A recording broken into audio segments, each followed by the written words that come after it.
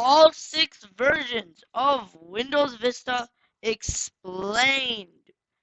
This is the 4th time I'm recording this. So Windows Vista was considered as one of the worst operating systems ever. And one of those reasons was because it was very confusing. It had 4 versions that were sold to consumers and 2 other versions that were not sold to consumers in the United States. So I'm going to be explaining them. So this is a chart of every single Windows Vista version ever. Well, not every single one. There's some I didn't. Well, actually, all of them are here. So these are every Windows Vista thing. We have Windows Vista Enterprise, Windows Vista Ultimate, Windows Vista Business, Windows Vista Home Premium, Windows Vista Home Basic, and Windows Vista Starter. So let's start. So Windows Vista Enterprise is first. This one was not sold to consumers. It was, of course, as the name suggests, or enterprises. It had BitLocker support, was not available in retail, and it had 2 CPU support. So if you had a computer that had 2 processors in there, well then it would support that. So next we've got Windows Vista Ultimate. It had all the features of the previous one. It also had all the features of Enterprise.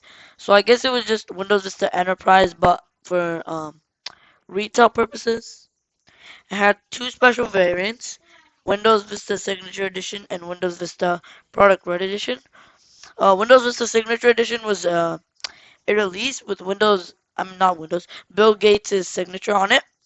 And Windows Vista Product Red Edition was one where they helped people in need. All the money, like most of the money went to people in need. And this one was sold in retail, and it costed $400 in 2007. And next we've got Windows Vista Business. This one targets, well, businesses.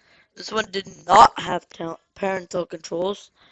It could join a Windows Server domain. It also supported 2 CPUs. Backup restore was included.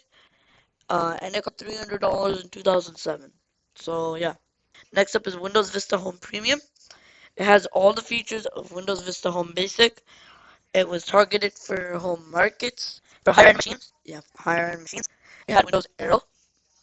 Included a bunch of programs that were not included in Windows Vista Home Basic. And it costed $239, no, $240 in 2007. So let's move on to Windows Vista Home Basic.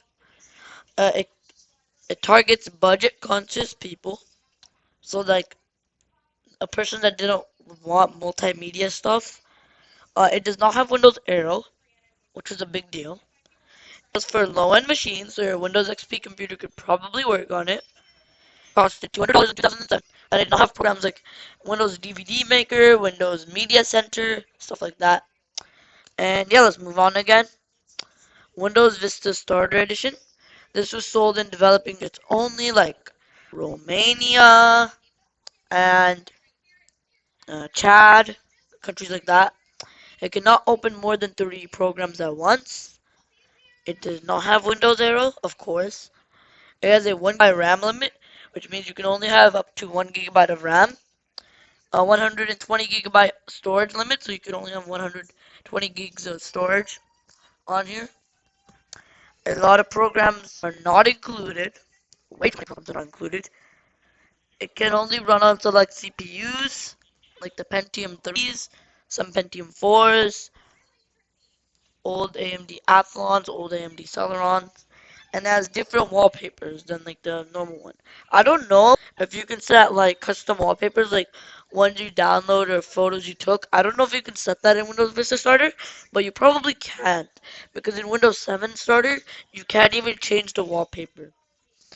So that's the end of the video. I hope you enjoyed, and don't forget to like and subscribe. And yeah, that's the end of the video. This is the 4th time I had to record this. So yeah, bye guys.